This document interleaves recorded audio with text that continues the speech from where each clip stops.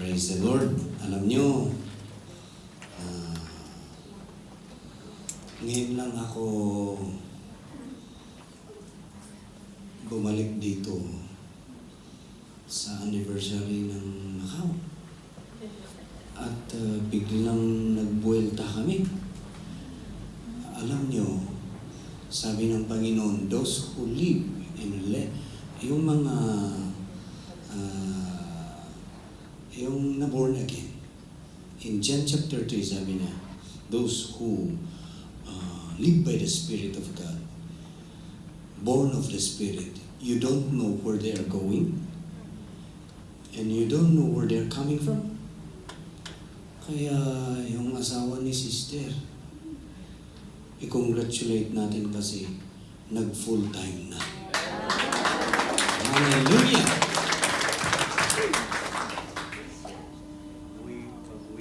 Pag-uwi namin minsan, hindi siya nakatulog. You know, when you are called by God, you cannot keep still until you say yes to the Lord. Kaya yun, pagdating namin sa Macau, sinabi na niya kay Bishop. Sabi niya, full time na ako, Bishop. In short, sabi na, maraming sinabi si Bishop na advice, pero in short, sabi niya, mag-umpisa ka na ngayon. Kaya instead na babalik with us, coming back with us, ayan na, nag-OGT na, nag-umpisa na. Tulong ka dito. Ubusin mo ang visa mo dito. Kaya, sister, congratulations. Ang asawa mo ay alagad ng Diyos ngayon. Amen. Palakpakan natin ang Panginoon. Today, I feel that we are responsible bilang alagad ng Panginoon. We are responsible to prepare God's people in the coming of the Lord. Amen? At ang numero uno na i-check up natin ay ang relasyon natin sa Panginoon. Because we cannot enter heaven if our relationship with God is at stake. Kung nagwiwiggle-wiggle,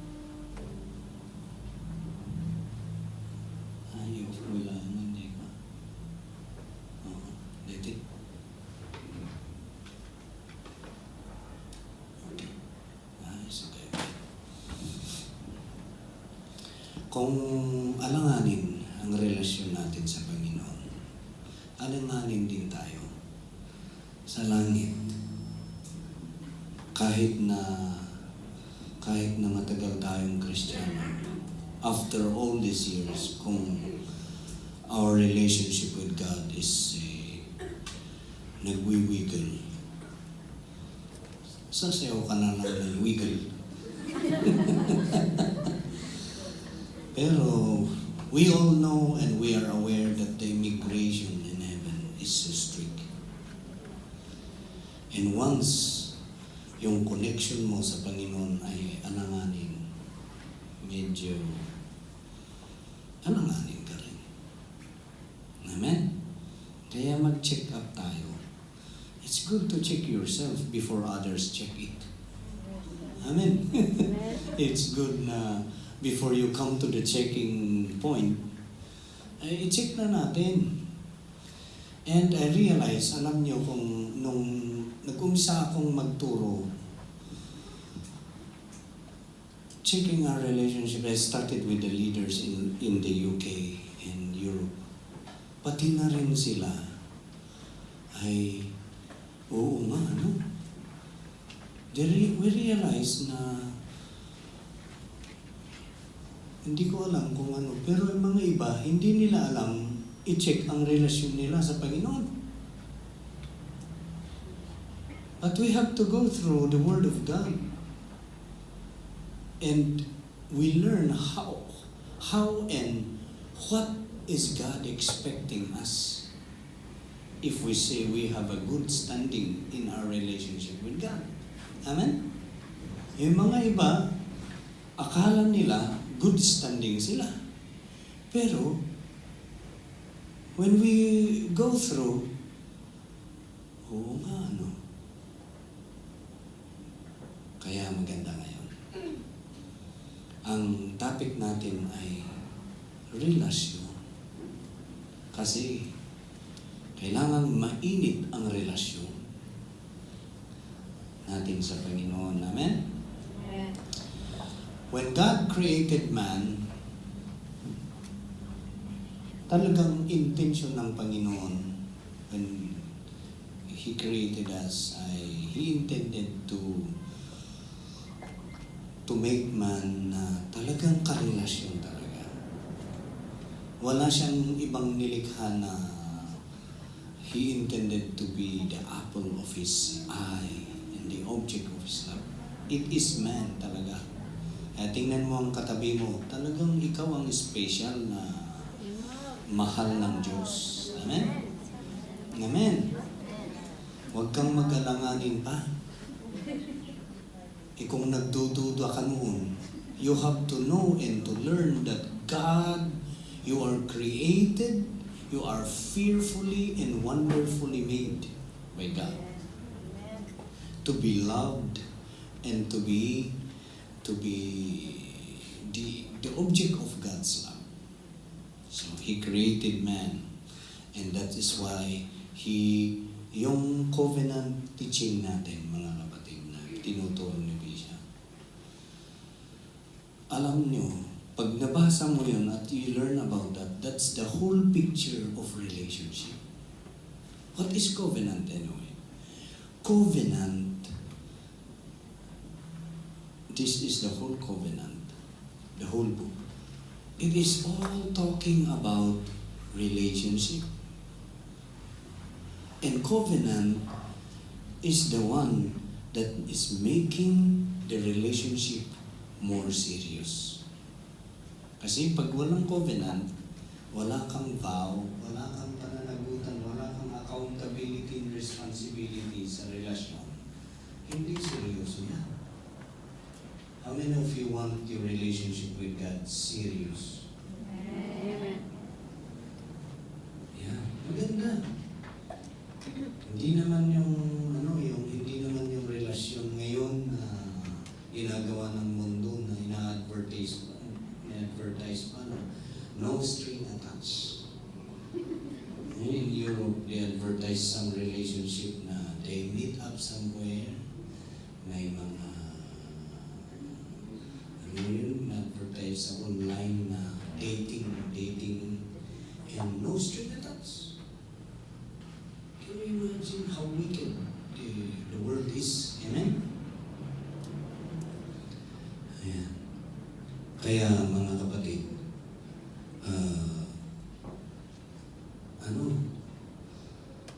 we have to make our relationship serious.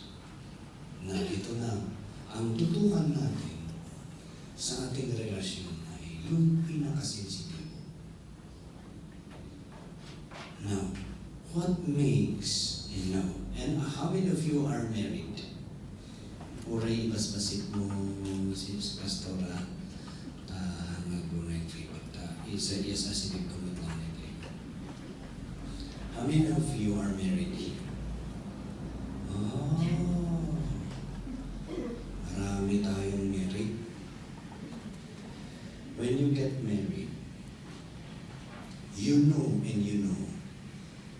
that you are limited. Meron kang, kahit walang nagsasabi, you have a limitation. Hindi ka basta-basta magkikipagsama sa kung kani-kanino lang dyan, na lalaki, o kaya kami babae. Kasi kahit pag nalaman ng misis o mister, sino kasama mo dyan? Kahit walang nangyayari, ay alam niyo, masisira ang trust. And this trust and faithfulness is ito ang pinakasensitibo.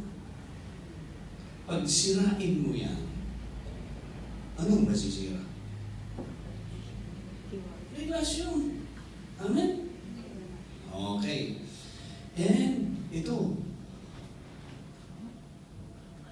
in every relationship, yeah, there is a covenant that marks the seriousness of relationship.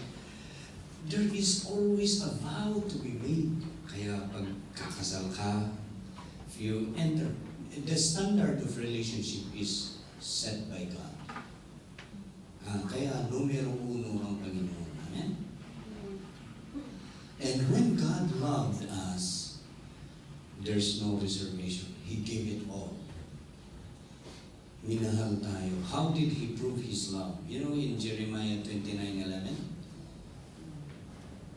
That is His plan. I know the plans I have for you, declares the Lord. Plans to prosper you and not to harm you. Plans to give you hope and a future. And He proved that. Grabe. Meron ba sa inyo na magkipag-asawa na gusto mo ang asawa mo ay nahihirapan? Gusto mo ay ang yung mahal mo ay bahala ka sa buhay mo? Ganun? No. Whatever he feels, she feels, you feel it. Because you love. There is a mutual and there is love that is flowing. That's what God did to us. And He expressed it. He created the perfect place of intimacy with God and man. Diba? Kung may relasyon, there is a term, rendezvous. Oh, friends yun. Pagbasahin mo sa English, rendezvous. Rendezvous. Meron ka a place of intimacy. For example, sa mag-asawa, there is what they call a home. A home where kahit saan ka pumupunta, there is, you go home and you are comfortable and you feel the love of the one you love. Amen? Amen? God did this. When there is a relationship, there is a place of intimacy. What is this? He created Eden. As long as you are in Eden, you are overflowing with the love of God. Hindi lang love of God, pati provision, pati lahat ng kailangan ng tao, umaapaw, siksik, liglig, overflowing, and in and out. Basta you are swimming in the presence of God, including the blessing. But, let's check. What marks the seriousness of relationship? He exempted the tree, the forbidden fruit. Let me ask you, anong silbi ng forbidden fruit? Basta lang ba inisip ng Panginoon, huwag mong kakainin ito, ha? Anong connection? You have to understand na kung walang relasyon, wala yun din. Wala din yun. Hello? Amen. Kung wala kang relasyon sa isang lalaki at sa isang babae, you cannot say, huwag kang makikisama sa ibang babae, ha? You have no right to say that. Diba? Hindi mo ako asawa. Wala kang right na magsabi sa akin, oh, don't go with her, ha?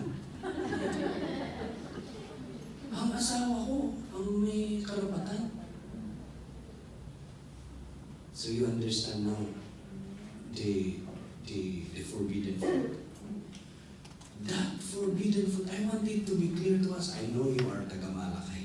Kasi ang mga taga-Hong Kong ay taga-Malakay. But ang gusto natin dito, sigurado ang understanding natin. Para hindi, kasi you will find out na itong forbidden fruit na to, ito ang pinakasensitibo sa relasyon. Bakit? Bakit ito ang pinakasensitibo? They only touched once. They did not die immediately, physically. Ano ang namatay? Ha? Kahit hindi mo sabihin na spiritual, relasyon ang namatay. Diretsyo na lang, relasyon. Sabihin mo natin, relasyon. Relasyon. You don't have to be super spiritual to understand that. Ang relasyon nila sa Diyos ay putol. Ang ano ang ebidensya? Umalis ang Espiritu ng Diyos. Next, napalayas sila sa bahay. Oh, kaya tingnan niyo ang mag-asawa. Kapag sumakabilang bahay, ang term ng taga-Bisaya. Sino ang taga-Bisaya dito? Oh, yun. Meron akong nalaman na nalunod sa sabaw. Sabi nila,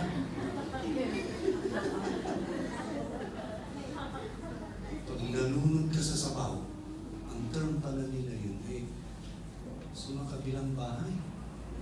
Nalunod sa sabaw. Huwag kang malulunod sa sabaw. Alam mo kung gagawin mo yan? Palalayasin ka talaga sa bahay. Huwag kang uuwi dito. Yung mga iba na tagang iiguruta, ay, tumagbat na si ka. Ang tunasong-sumrat dito. Bakit? Ginawa mo yung forbidden fruit eh. You understand now? That forbidden fruit is there for a reason. Directly connected po yun sa relasyon. Kung walang relasyon, wala din yun. Kaya ito, kailangan intindihin natin yan so that we can share. I realize na pati rin tayo, ang hirap natin ituro ito kung hindi natin iintindihan. Kaya, we need to understand it well because relation, this is all the Bible, the whole Bible is centered. Bakit siya covenant? It's all talking about our relationship with God. Yun ang holistic view. The whole relasyon natin sa Panginoon. Ngayon, dalawin mo lahat. Kahit kahit nagkamali ka, mayroon ang pagkukulang because nobody is perfect. But if you take care of your relationship, yung pinakasensitibo ang iwasan mo. Correct? Correct! Kahit na hindi kayo mag-amen, correct yun. Kasi, meron ka mong pagkukulang, basta ang numero uno na alagaan mo ay yung pinakasensitibo kasi. For example, ito. High voltage. Do not touch. Ayan. Galawin mo lahat ng kapatid itong kahit saan ako. Pero, huwag mong galawin yung pinakasensitibo. Ayan. Alam din ng demonyo yun. Hindi lang ikaw. Amen? And that is why when the devil wants to destroy your relationship with God, bullseye din ang tinatamaan niya. Amen? Ano ang tatamaan niya? Yung sensitive part. And don't wonder, bakit? Kung ang tinamaan niya sa iyong buhay ay yung forbidden fruit, nag-i-struggle ka na. Mamaya-maya, nagkakulibas-pas ka. Amen? Kaya yun ang tinamaan mo.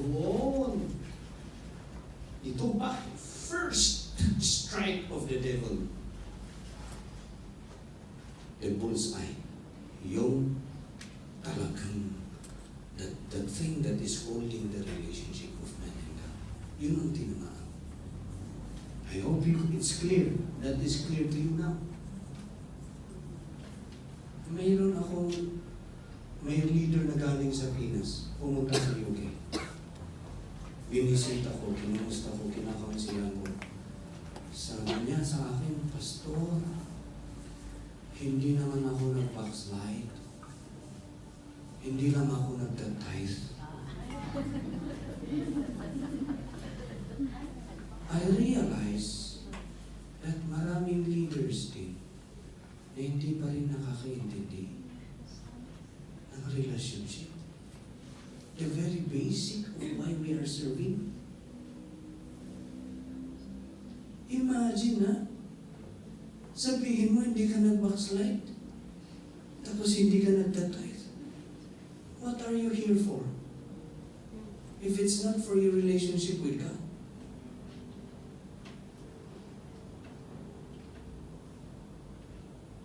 Amen? It's all, alam niyo, pag hindi mo alam mo, pag hindi mo alam, tama ba yun? Wala na. Hindi ko talaga. Hindi ko alam. Na-realize ko, alam mo, pag hindi mo alam. If you don't know the important things to take notice in that and bantayan, hindi mo pala alam, patay ka na. That's why many people, before they know it, putol na pala. Amen? So, gano'n. Kaya, tuloy na natin. Let's see the development. Relationship, there is a place of intimacy that is Eden.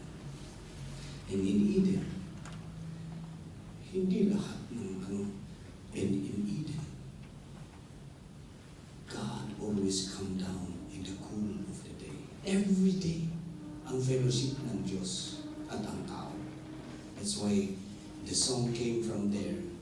Ang awit ay, you know the song, and He walks with me and He talks with me. Amen? Because there is intimacy. There is, wow, talagang God and man embracing each other. And man is expressing his love to the Lord where there is what they call the altar. Altar is the place of intimacy. Starting in Eden. Now, ito po, pasalamat tayo sa ating Panginoon because God had provided us, God had chosen our pastor, our bishop, where He gave His the revelation truth. Wala akong ibang narinig na nagtutulong ng ganito na as clear as it is. So maraming beses kong narinig, kaya I can teach it the way I understand. Amen? So ito, God, man, place of intimacy is in Eden. In Eden, they have been worshiping the Lord in the altar. Everybody say altar. Altar. Altar is designed by God where we can meet with Him. Place of intimacy. It is where our relationship is talagang napapatunayan na okay pa. Intact, you are intimate with God in the altar. So, we all know the story. Adam and Eve. Here comes the devil. Ang una niyang sinira, yung forbidden fruit. He tempted man to touch the most sensitive part of relationship. Kaya, minsan lang, talagang, minsan, they did it only once and immediately putol ang relasyon.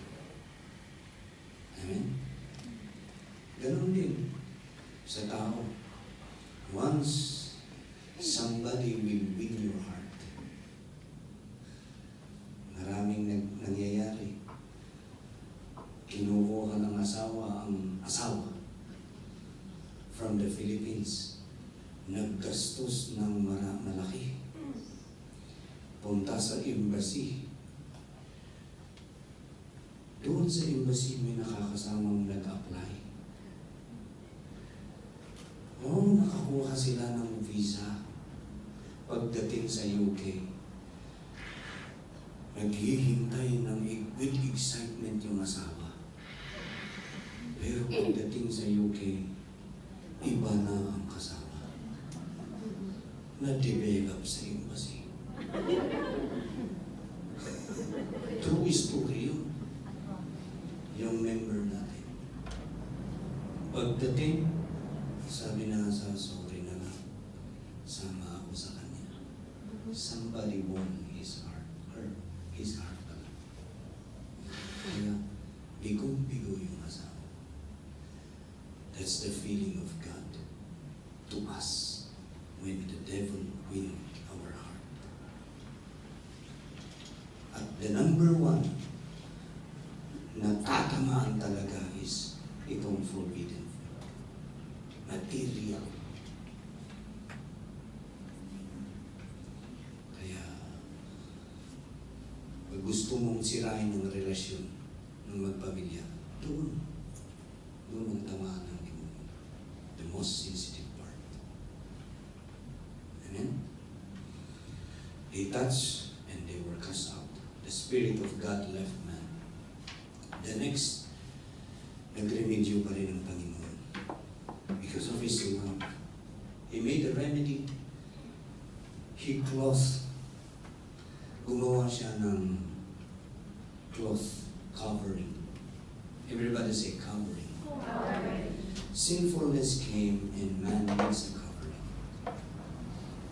And before you are covered, you need to be atoned. Your sin has to be atoned. Chapter 4, Genesis, verse 21. Ang unang nagkatay ng animal ay ang Panginoon. Before you get the skin of the animals, you have to kill the animal. You have to shed the blood. Amen? 4:21. Genesis 4:21. God made... Ay, hindi pala. Let me see.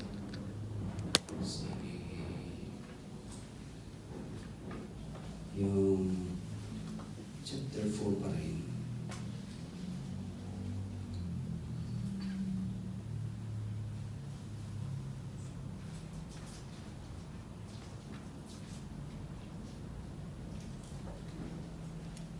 Chapter 3 pala, verse 21. Hindi 4:3. The Lord God made garments of skin for Adam and his wife and clothed them. So naawa pa rin, nag-remedyo ang Panginoon. Amen? And then He clothed man. Perhaps binibigyan ang tao ng pagkakataon para babalik pa rin. And so the next scene that we see is in chapter 4, all of us sudden, we see Cain and Abel trying to meet with God in the altar. Amen? What are they doing? Sino kaya ang nagturo sa kanila? Ano nga magturo ang demonyo? Yung nga ang sinira niya. Amen? The devil will never teach man to go to the altar and worship the Lord. Kaya sigurado ako, hindi yung demonyo ang nagturo nun. Sino ang nagturo? Ang kanilang parents. You can kill it. Amen? Narinig ko ito kay Bishop, kaya pinag-isipan ko rin. That's why the best thing that we can teach to our children is to worship God. Para magkaroon sila ng personal relationship with God. Kaya sinasabi ko sa mga anak ko, even if you're a pastor's child, you need to have your personal relationship with God. Because I learned from the experience of others. Maraming anak ng pastor na pumupunta lang sa church pero wala. But you have to have your own encounter with God. Kaya I'm very happy nung pumunta yung anak ko, mga anak ko sa Canada, nakipag-live kami. Doon ko nalaman, nagpabaptize yung last child namin. Tinanong ng manang, are you sure of this? Yes, I'm sure. I listen. And I want to do it with my Lord. Oh, amen. Hallelujah. Personal yan, hindi ka namin pilitan. Ilang beses naman nilang napakinggan sa akin na nagtuturo ako ng baptism. Pero they need to do it by their own. Ngayon, si Cain and Abel, all of a sudden we see them in chapter 4, starting from 1 to 12. They offer. Amen? Yun lang. One is denied and one is accepted. So, doon we can see that pwedeng hindi papasa ang modus operandi natin sa Panginoon. Siguraduhin natin God is pleased on the way we relate. Makipag-relate na tayo sa Panginoon. On how we express our love to God. We make sure it is pleasing to Him. They come to the altar, a place of intimacy, and then they try to mend, they try to prove their love to God. They try to meet with God. Amen? Nagsucceed si Abel. Si Cain, hindi. Pinatay nga yung kapatid. Amen? And so, yun, it is now revealed that siguro ang tatay at nanay, si Adam and Eve, maybe kahit na humiwalay sila, kahit na outside the kulambo na sila sa Eden, wala na sila sa Eden, wala na sila sa presensya ng Panginoon, maybe nami-miss nila. At kinukwento sa mga anak,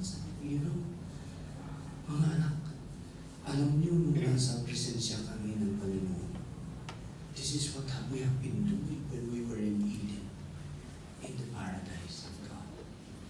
We've been worshiping God with the best that we can gather. And we express our love to God. Kaya yun ang ginawa ng mga anak. You can see now the revelation here na hindi naman basta ginagawa ni Adam at Cain and Abel yung kung hindi sinabi ng tatay at nanay. Amen? So they did it, and we can see. Please, can you show the chart? Chart na lang. And you stay there. Yung chart. Pwedeng mapikita mo yung chart.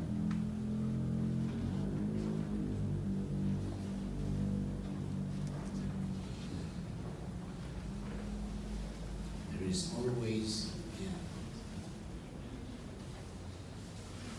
So, ang gusto kong pakita yun, yung kaya, sa umpisa pa lang dito, in our relationship with God, there is a dating place. There is a place of intimacy that you need to go. You cannot say, never mind, I will worship the Lord in front of the television. No, that's why from the Old Testament until the New Testament, remember Hebrews 10:25? What does Hebrews 10:25 say? Do not neglect coming together as some are in the habit of doing. Why? Do not neglect to go to the place of worship. Because there you can prove your love to God. Amen? Some today, mga Kristiyano ngayon, magaan lang, parang hindi importante ang pag-church. They'd rather stay home, ganyan. wala silang ka-effort na to give importance to going to church. Konting hadlang lang. Ay, sabi ni Amo, meron daw coronavirus. Kaya, hindi ako lalabas. If you don't give importance, meeting with God,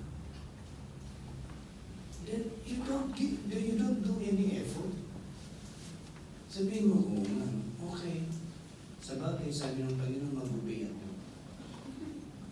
But that's different. It's different when you say, Amo, ipasuspense mo muna.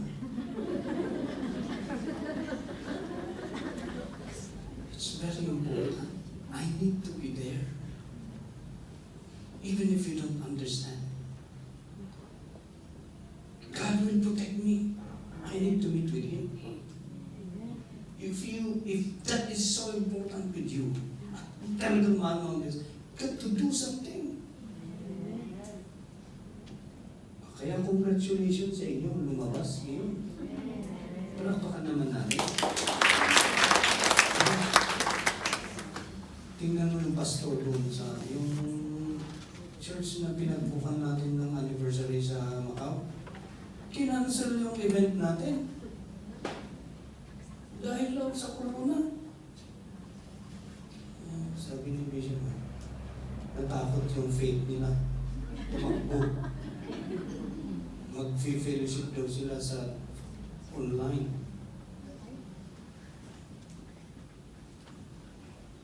The more you go there, to the presence of God, you are safe. Amen. Because there is no safer than to be in the presence of God.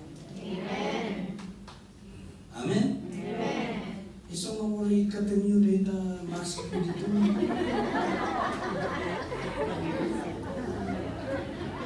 You are in the presence of God, you are safe. Amen? God is in charge. Ito si Cain pumunta siya. So, ang emphasize ko doon, na-reveal, altar now is a place of intimacy. Okay, I want the chart. Makikita. And then, the next that we can see is Adam and Eve. Adam and Eve. Ayan. Oh, maganda. At least, nagpalay. Adam and Eve ba? Binusyan ko. Noah, wala pala. The next there is Noah.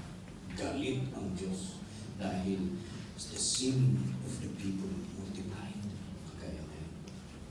Oh, every inclination of man was sinful. Siguro nagtitinginan ng tao. Ay, ang ganda nito. Sex talaga ang karga ng isip ng tao. Siguro nagtitinginan sila. Kailan kayo kaano maasawahan dito eh. Marumi talaga. Kaya galit ang Diyos, pinatay lahat ng mga tao. But He found one who is righteous. In the name of Genesis chapter 8, verse 20. Ay, sige, dito na. Kasi merong scripture doon. Stay there. Para hindi ka mahihirap. Stay put ka lang din. Okay? The best. I put it here para maintindihan ninyo. Kasi ganito ko kasi naiintindihan eh. A teacher can only give how he understands. Amen? Ito.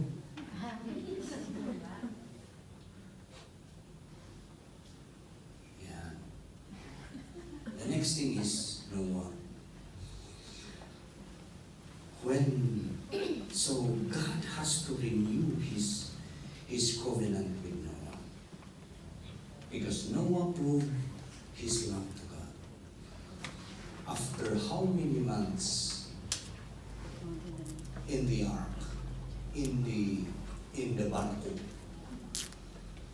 amoy animal siguro. Wala nang ibang perfume kundi yung sangaw ng animal. Oh! Hallelujah! And amoy animal. Kaya, nung paglabas nila, everything was flooded. Everything was destroyed. Imagine ninyo, sira lahat. Pati vegetation was destroyed all over the world. Amen? Ang natitira lang na pagkain, yung kasama nila sa bako, animal, diba? So paglabas nila, they did not do anything. Ang unang ginawa, when you are, kung gutom ka, at you are looking for the future, siguro, naturally sabi, sige, mga anak, ang anak, magbungkal tayo. Let's dig, so that we can cut immediately para mayroon tayong maanihin para hindi tayo magugutom. But to Noah, he is different. He said, wait. The first thing he did, Genesis chapter 8, verse 20, he built an altar. The evidence na ang namumuna kay Noah is God. He gave priority to his relationship, his intimacy with God, the foundation of his life. Without God, he is nothing. So Lord, before anything else, I'm gonna love you. I'm gonna worship you. So the proof is meeting him in the altar. And how do you meet God with the altar? Sacrifice. Everybody says sacrifice. If you are to prove your love to God, the Bible is clear. You've got to show it with sacrifice. When I'm listening on the way your pastor I hear is saying something, na-amaze ako. Because may gift siya. She has the gift of exalting.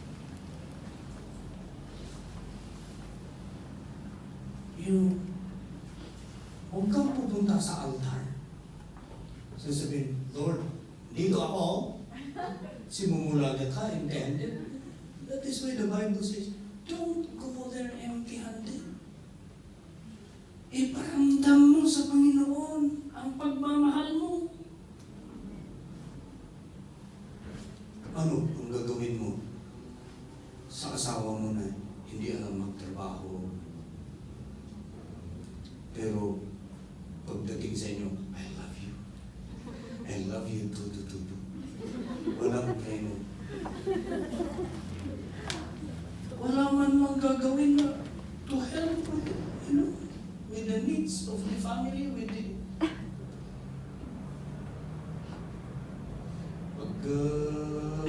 pag sabihan ka ni Pastor John, sabi niya, ramindam lang din sangkat mo. Tumulong ko ta. Naman lang ada taramindam ti isang sangkat mo.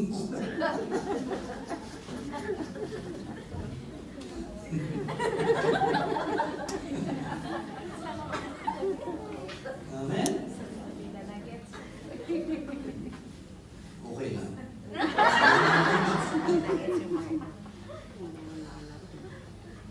Don't just go there. Altar is the place where you should prove that you love Him. Amen. And you see what happens when you prove if you are worthy to have a covenant with God. You've got to prove it. Hindi ka lang pupunta doon na, andito ako. You've got to Do something to show your love to God, and that is sacrifice. Everybody say, sacrifice. What is the basis of sacrifice? Love. Because love, there is no true love without sacrifice. Amen? You know what this sacrifice means? Mahirap gawin. Ordinarily, ang hirap mong gawin. But because of love, you can climb the mountain. You can fly to the moon. Alam nyo, because of love, kahit wala kang pera, magkakapera ka. Para lang makita. Di ba? That sacrifice, mahirap gawin. Pero, because of love, you are happy, you are cheerful to do it. Amen? So, maramdaman mo, you can feel it. Malalim na pagmamahal yun. And that can touch the heart of God. If you basahin ninyo sa verse 20, Noah offered the sacrifice. And then you know the effect? God smelled the pleasing aroma. And then, God, it was able to change the mind of God. Basahin niyo dyan, kung mayroon kayong Bible, na iba, ayan din, nabaliwan di panunot ni Apo Diyos. Ano yan di panunot na gamin? Nakaungot. Galit. Pinatay lahat ng mga tao. Kahit galit ang Diyos, when He smells, and when He feels your love, when you come to the altar, it can change your circumstance. Kahit nahihirapan, hirap na hirap ang pamilya mo, hirap-hirap ang sitwasyon mo, uunahin mo ang Diyos. Doon mo ipakita, Lord, ito lang ang pera ko. Ganito ang sitwasyon ko. Pero Lord, ikaw ang pag-asa ko. I'm gonna show your love to you. I offer this to you. Makikita ng Panginoon, hindi po bulag ang Diyos. Hindi natutulog ng hindi natutulog ang Diyos. Yeah. Do you understand that? He knows. And when you do that, can change the circumstance. Ang circumstances natin is based on how you are intimate with God. That's why those who love God, ang mga tao na mahal ang Diyos, malapit sa Diyos, they can make things happen. That's why we are called light. That's why we are called salt. Amen? Kahit ang pamilya natin ay hindi karapat-dapat, we are not worthy to be with God. But because of you starting to prove your relationship with God, to prove your love to God, God looks down with favor. And He says, never again will I destroy the earth, just as I did. Amen? Tapos na. That's it. Enough. Sasabihin ng Panginoon, dahil sa pagmamahal mo, I can see. Kaya kung walang makita ng Panginoon na sakripisyo na, wala. You cannot show your love. Normal lang na, Lord, I love you. Handa ako sa church. Pero parang you don't go beyond. Hindi mararamdaman ng Panginoon.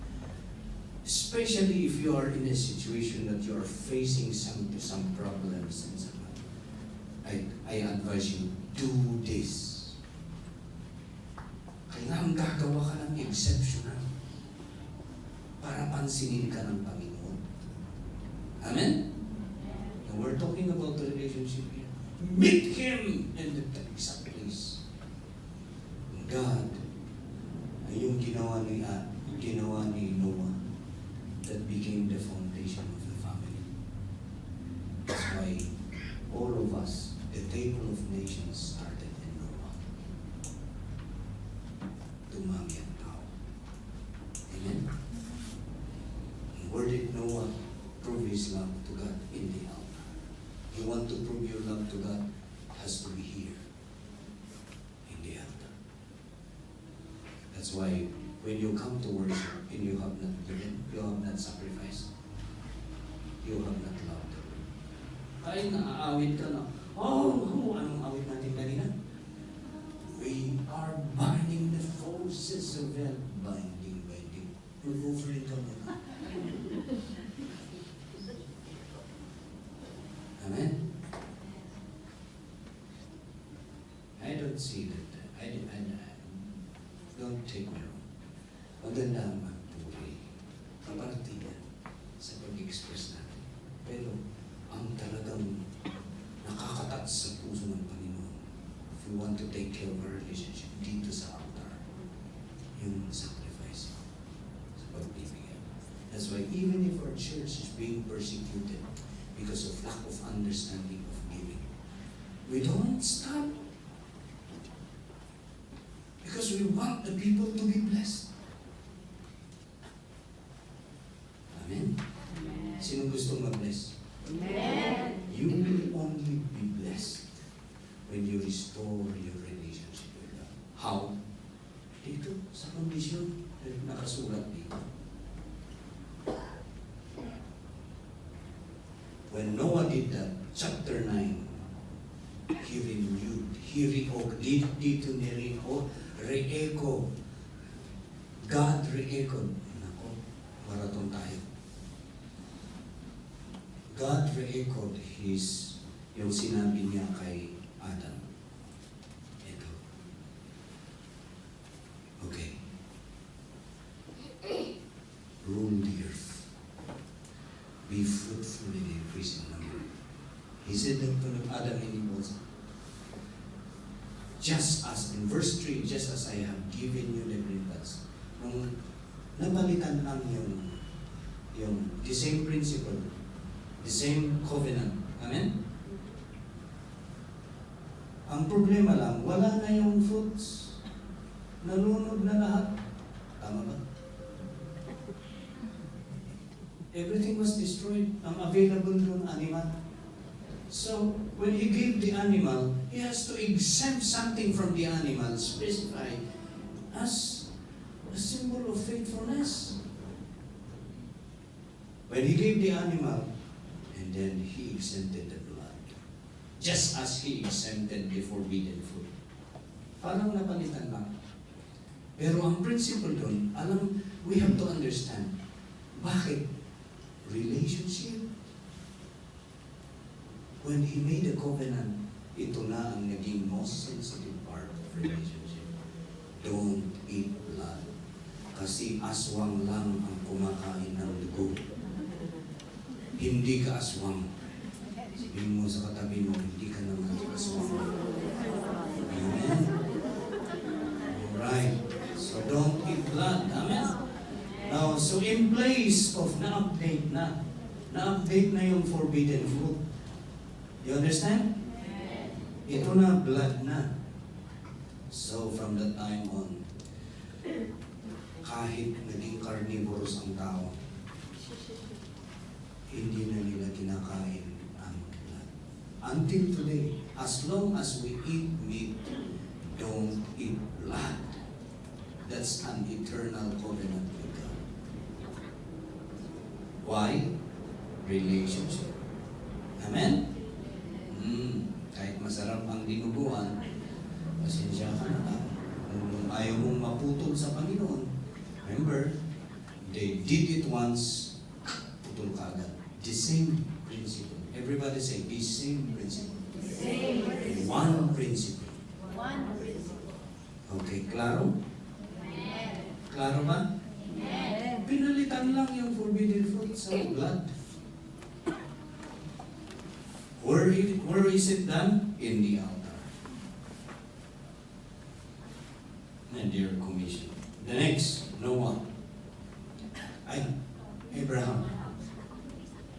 Abraham, oh, na-upgrade. Dito na naman na-upgrade kasi hindi lang animal ang kinakain ng tao para hindi ma-high-blood kaagad.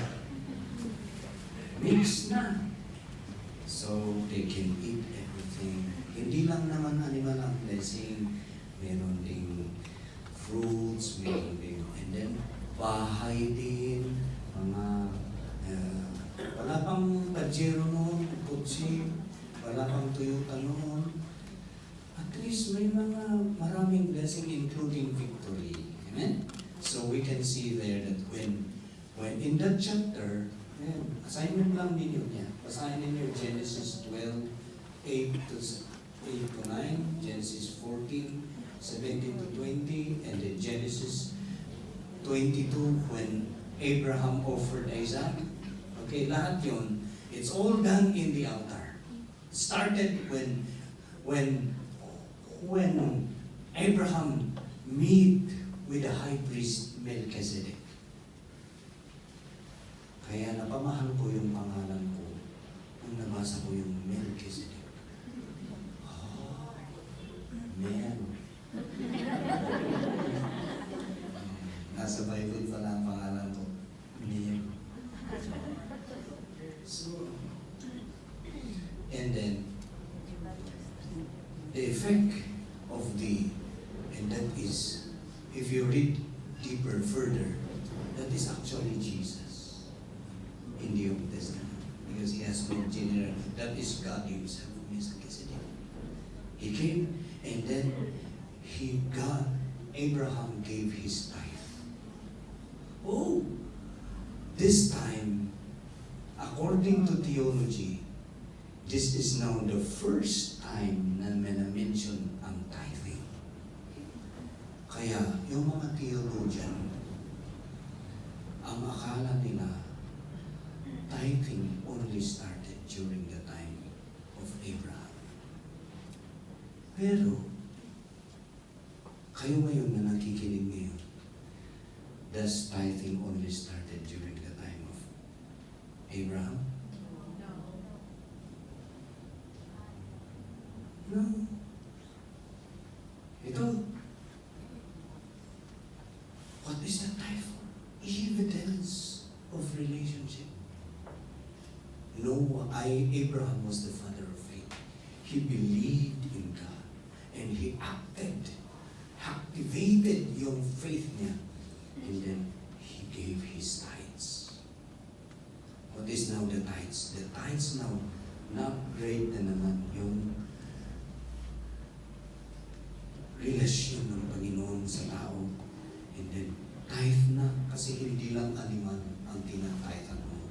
Pati lahat na-upgrade na, everything na in the time of Abraham. Amen? And where it is given? In the altar. Everybody say altar. Altar. Everybody say tithe. Tithe. Ngayon, in the time of Abraham, in the time of Adam, forbidden fruit. During the time of Noah, wala na yung fruit, napalitan na ng blood. Amen?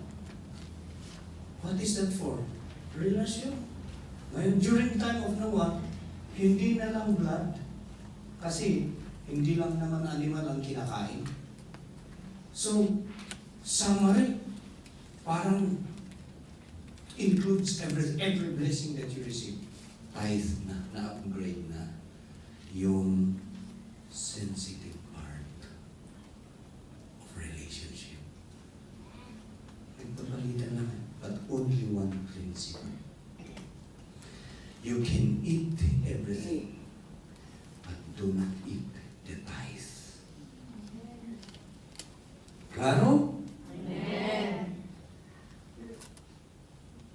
Talaga? Amen. Okay. Moses came. Upgraded na naman. Because during the time of Adam and Eve, wala pang church building. Only in the altar. They have to build an altar. Amen? Even during the prophet's time, they build an altar. Pero during the time of Moses, talagang na-complicate na. Medyo na-modernize. Medyo, sabi ng Panginoon sa Mount Sinai kay Moses, okay, you have to build me a tent of meeting or the tabernacle. Para doon. Yun, they have the altar there. Kompleto na. Amen? And this now became the place of intimacy, the meeting place of God and man. This becomes the embassy of heaven. Part of heaven on earth. Here, where God and man meets in the tabernacle. So, you can see there in Moses, the tabernacle. Hindi ko sinulat yun. But you can start in Deuteronomy chapter 12. Memoryado ninyo yun, di ba? Do not worship the Lord your God in their way, verse 4. In verse 5, but seek the place the Lord your God will choose among your tribes, to put His name there for His dwelling. So you don't just worship God anywhere. We are instructed not to worship God anywhere, but go to the place of intimacy with God, to the altar, to the presence of God, that God will choose. And there you bring yung huwag mong galawin, doon mo ilalagay yun. Kasi binabantayan mo, inaalagaan mo yung relasyon mo. Huwag mong galawin. Sabihin mo sa katabi mo, huwag mong galawin. Do not touch your tithe. Kung gusto mong intact ang relasyon mo sa Panginoon. Verse 6 says, bring your tithe, your sacrifices, your burnt offerings, your tithes, your free will offerings. There are 7 offerings there. That is written. To that place you must go. Amen? So doon rin. Ilas natin itong Elijah kasi I want to conclude it there. But let's go now. Let's now culminate the 3 in the book of Malachi. Pwede mong i-ano yung verse. The book of Malachi, chapter 3, verse 6. It is a place, it is a chapter of reconciliation. I, the Lord, do not change. So you, O descendants of Jacob, are not destroyed. Ever since the time of your forefathers, you have not kept my commands. What is His command? Ang command ng Panginoon ay para hindi maputol ang relasyon. That's why Jesus came and He said, if you love me, keep my commands. Specific yan. Do not touch. Amen? So sabi dito, I, the Lord, do not change, so you, O descendants of Jacob, are not destroyed. Next, please. Ever since the time of your forefathers, you have turned away from my decrees and have not kept them. Return to me, and I will return to you. What does that mean? Return to me, and I will return to you. Relasyon. Bakit return to me? Naputol eh. Amen? So magbalikan tayo, restore. Kaya kayong mga baka meron sa inyo dito ang naputol na ang relasyon mo sa Panginoon. Baka nakalimutan mo kasi hindi mo binigyan ng halaga ang tithing mo. Baka akala mo, chipi-chipi lang yun. I tell you, once you withhold your tithe, your relationship is cut off. Ganon ka-importante yan. And there are many Christians na minamaliit nila eh. Hindi may nalaglagan nila. Parang binabaliwala nila. Kaya walang valor ang relasyon nila. Ano ang valor? Walang value. Kasi patay na talaga, putol. Amen? Yeah. So, pero ngayon, sabi niya, return to me and I will return to you. So, magbalikan, reconciliation. Amen? Bago, this is the last book of the Old Testament, kaya magbalikan tayo sa Panginoon.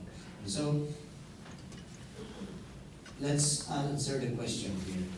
Kasi yung tatlo, we have to put them together now. Dito na kukulminate yan.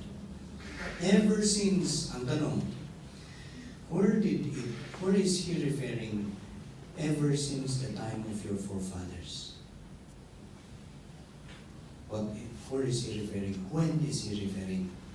Is it in the time of Abraham dahil doon na-mention ang tithe? So, makukonfirm yan sa next question. Bakit niya sabi, return to me? When did the relationship of man and God cut off? Was it in the time of Abraham?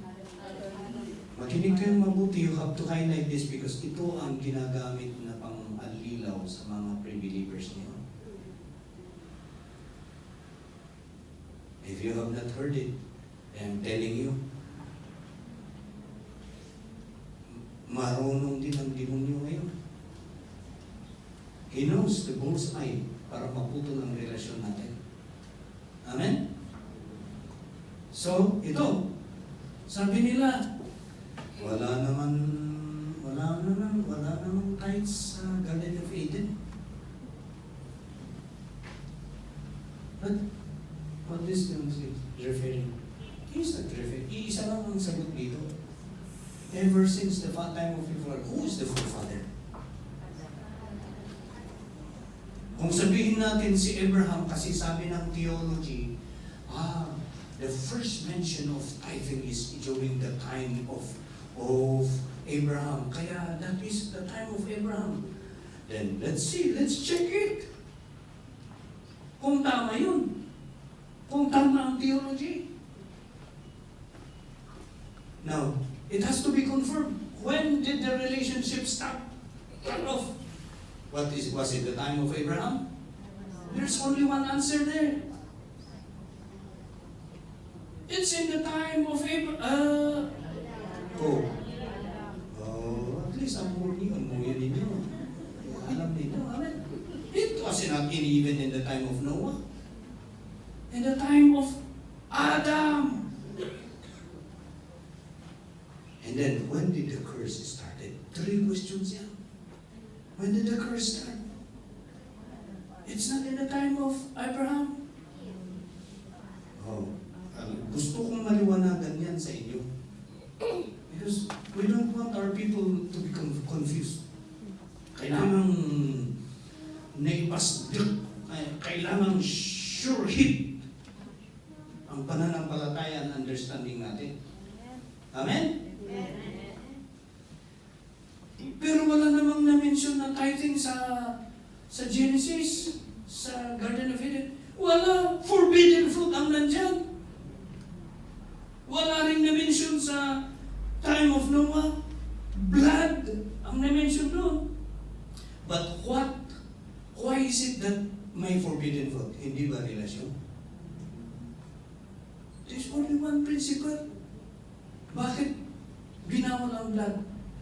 Because of relationship. Yun. Bakit ang tithing? What's the purpose of tithing? Relasyon din. Only one principle. Sabihin nga natin, ito yung basa. Only one principle. Only one principle. Once you touch all of this, pareho lang ang consequence. Kaya, saan na yung sabi ng leader? Hindi naman ako nag-backslide, pastor. Hindi lang ako nag-tithe. Does it sound correct? Wrong grammar? Wrong grammar talaga. So, ito na. The following is kabisado na ninyo yan. Kabisado ninyo. Bring the whole tithe. Bakit niya sinabi yung tithe dito? Wala namang tithing sa... There is. So it is now put together here sa Malakay. He sums it up. The forbidden fruit, the blood, and the tithe is only one. You understand now your relation? Eh kung interesado ka na alagahan mo ang relasyon mo sa Panginoon, ito ang bantayan natin. Malapit na dumating si Jesus. Kaya pala, kung may mag-i-struggle, alam nyo, ngayon, you will notice na kung mag-i-struggle sa ang relasyon ng tao sa Panginoon, ang una na nagwiwiwil tithing. Yes. Tama? Hindi. Kaya, kung nag-i-struggle ka sa tithing mo, alam mo, medyo napuputol na ang relasyon mo sa Panginoon. Okay? Claro? What happens when you neglect? I'm going to culminate now kasi straight na.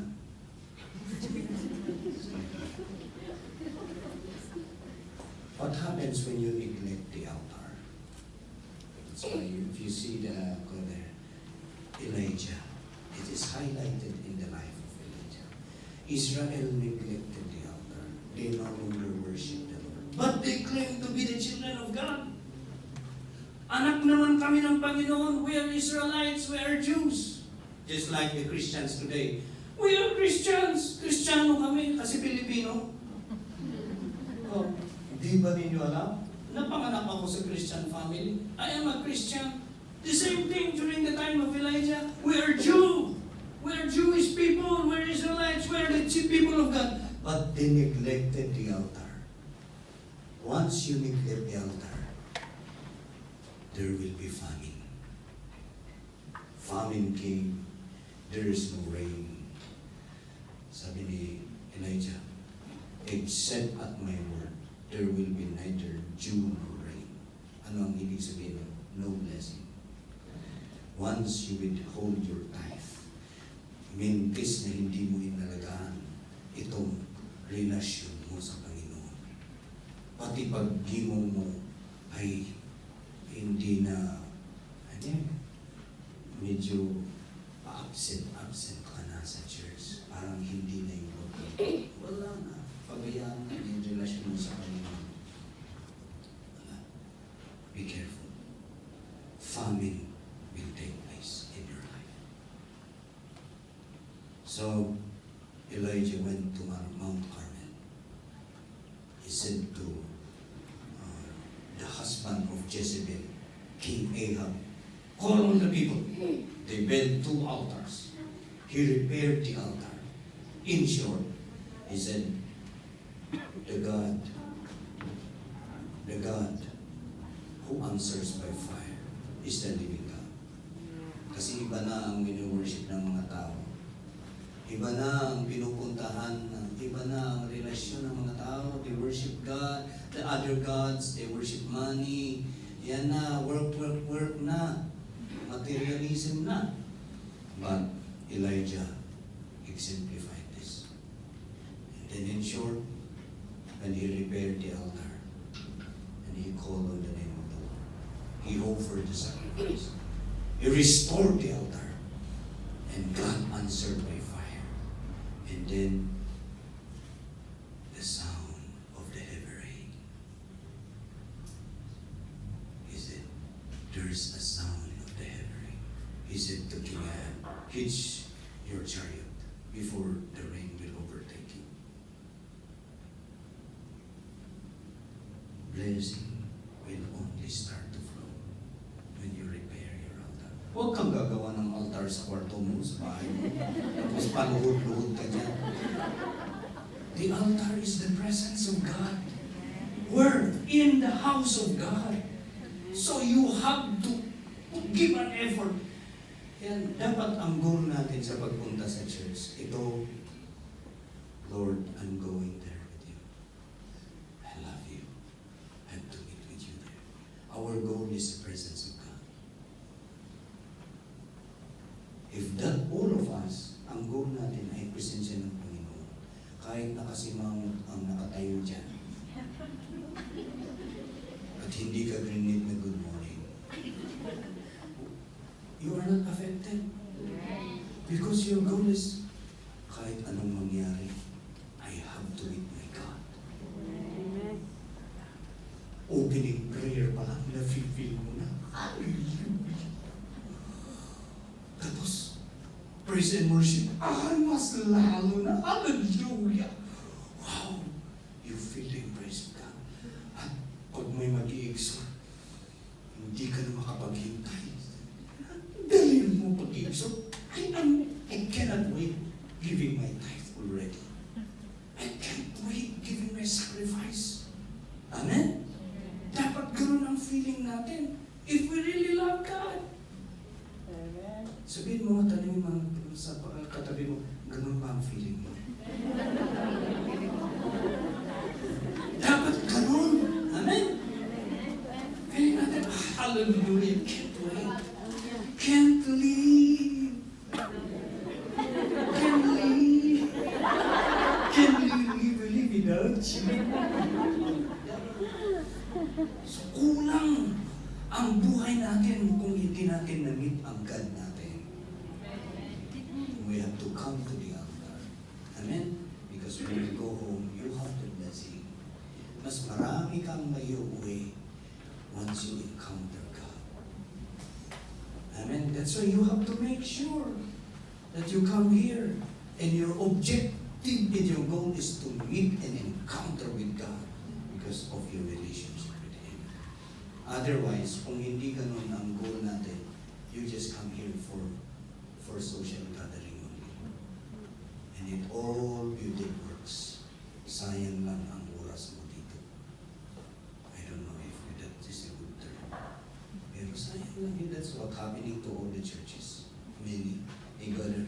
Ay, gusto kong makipaghalubin ng mga Pilipino kaya po I'm going to church. Punta lang sila dyan. Sabi nila, ang haba ng preaching niya. Because their goal is not the presence of God. It's so different if you go.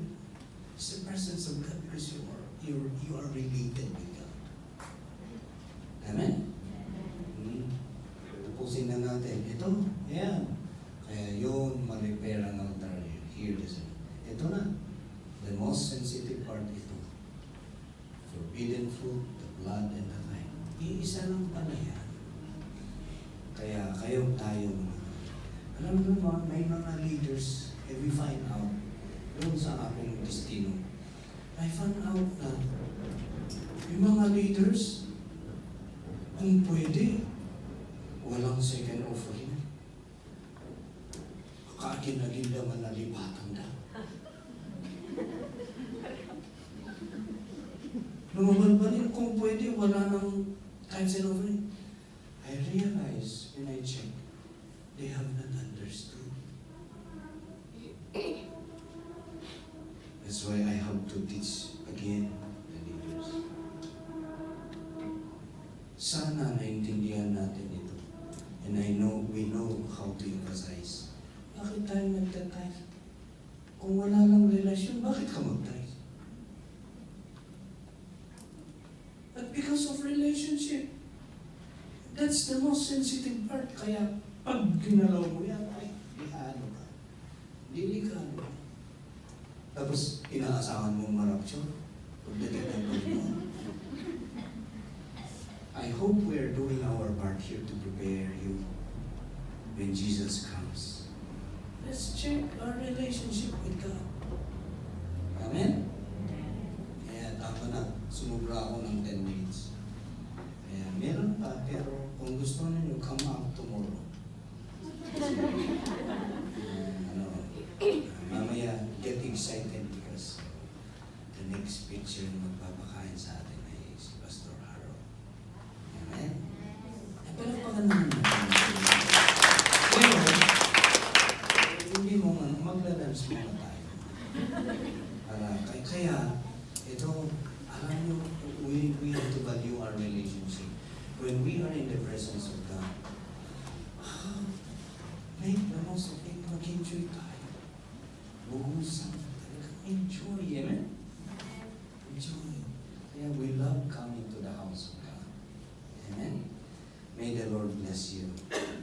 Sabihin mo sa katabi mo, take care of your relationship.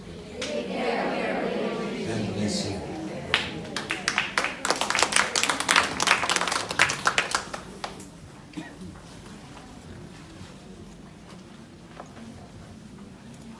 Hallelujah. Thank you, Pastor Melcher. May the Lord bless